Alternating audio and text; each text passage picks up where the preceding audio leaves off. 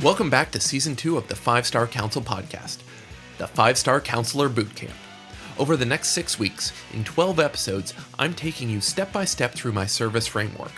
Every episode focuses on one key aspect of service, not only tackling common misconceptions about that aspect, but also giving you clear takeaways and tactical exercises for you to do on your own. This will help you develop service in your firm so that it works for you, your employees, and your clients. I'll help you build the firm clients rave about because you, your clients, and your employees are happier, leading to more referrals, repeat business, and 5-star reviews. Let's get started. If a bank offers you a toaster, have they helped you actually bank? Welcome back to the 5-Star Council Podcast. This time we're talking about red herrings. I'll admit this is the part of service that drives me up a wall. There's nothing I hate more than being told that some ridiculous bit of nonsense is actually service that lawyers, accountants, and anybody should be doing. We heard that the Ritz-Carlton did it, or that Disney does it, or that some AmLaw 100 firm does it, or somebody somewhere once did it, and therefore this is exactly what we need to include as part of our service. Well, we're here to put a stop to this.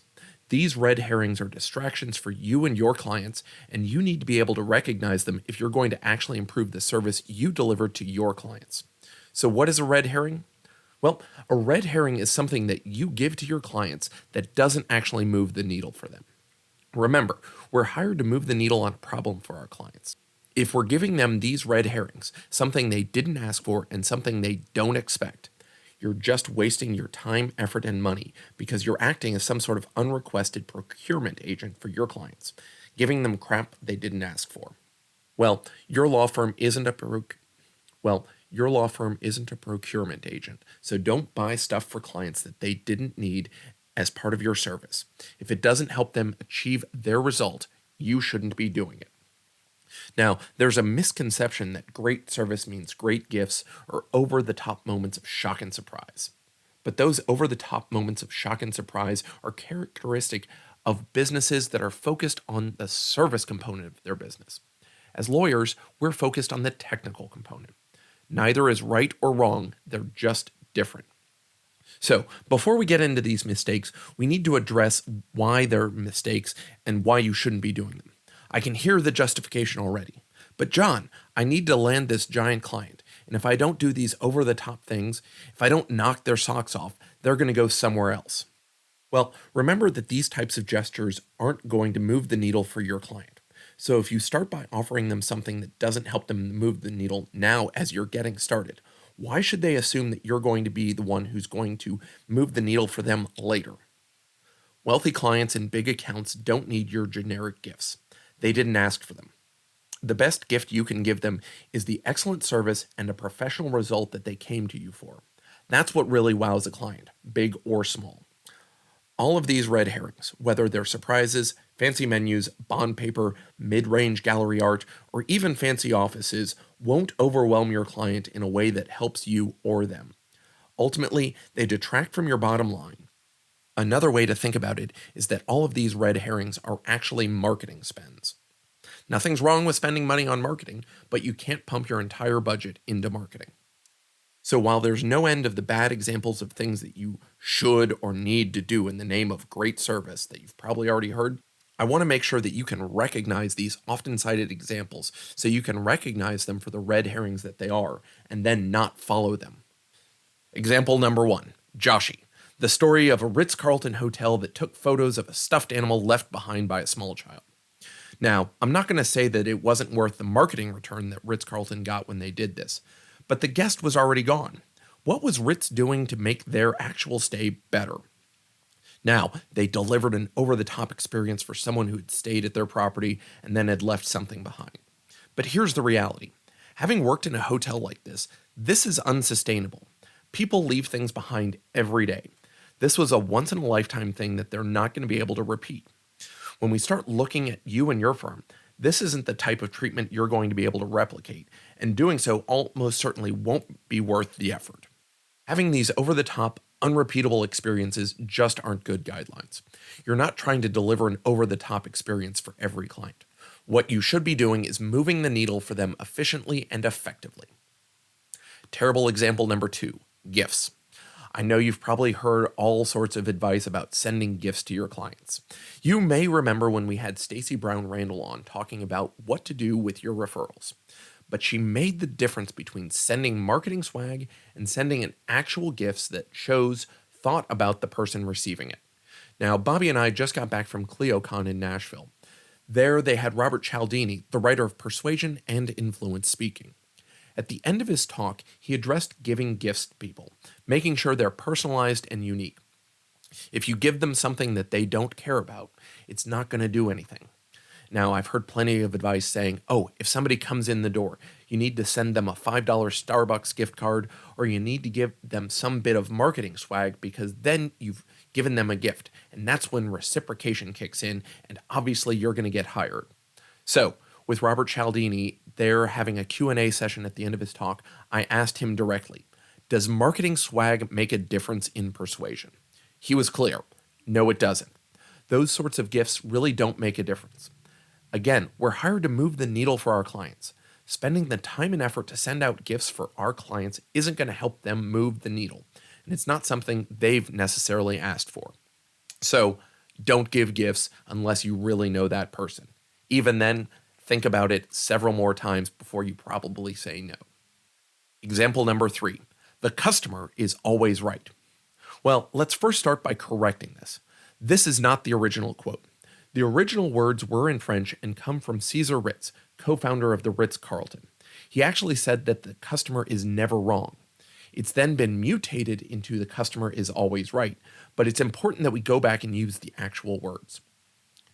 The customer is never wrong addresses the notion that when there is a point of friction between the customer and the business, and the customer vocalizes it to you, you need to address that friction point.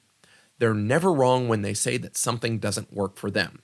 But if you're going to bend over backwards and try and do everything that the client may ever ask, you're going to take that quote the wrong way.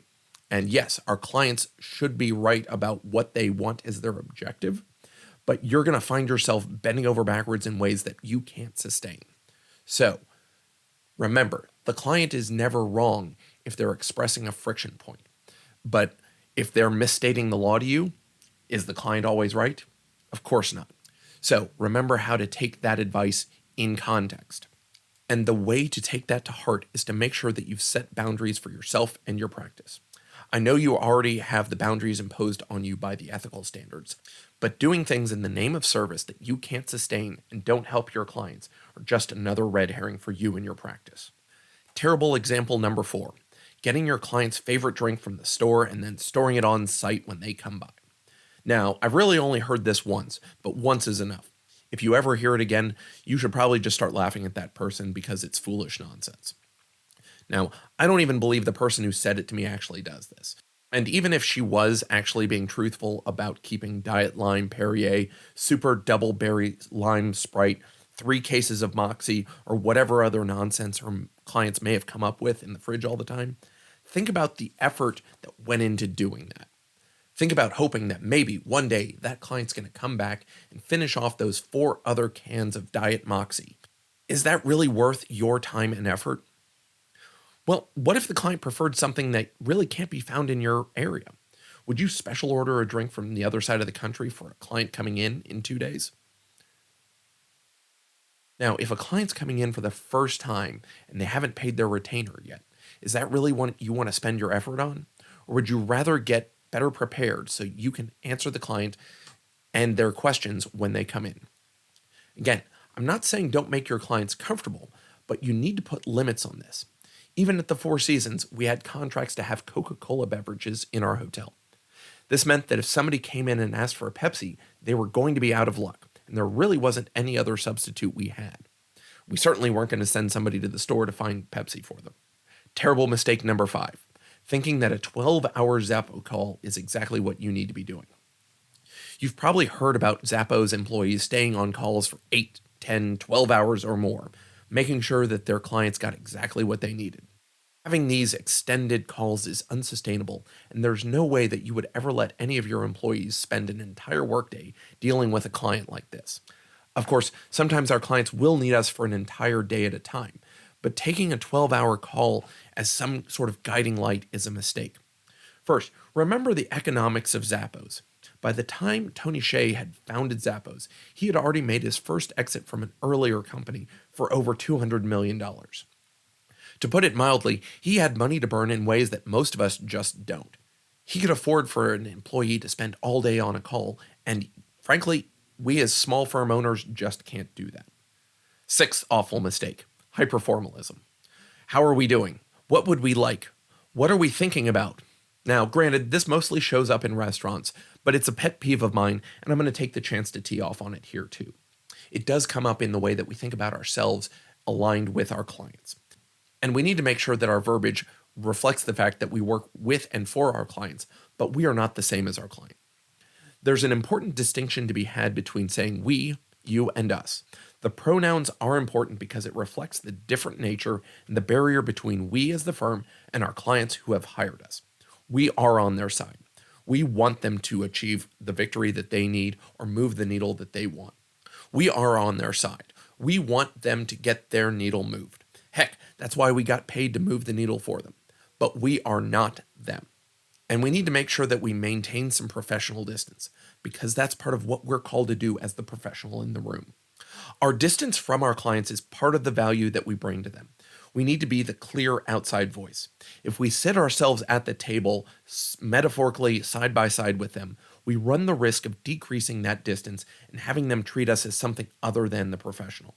So when it comes to restaurants, I'll grin and bear it. But when it comes to professionals providing service, we need to make sure that we are keeping that barrier in place. As a closing thought before we get to our exercise, about a year ago, friend of the podcast, Mike Whalen, posed the question to me, well, what is McDonald's ball pit? Isn't that part of their service? I'll admit it took me a while to come up with the answer, and it really helped frame all of this up.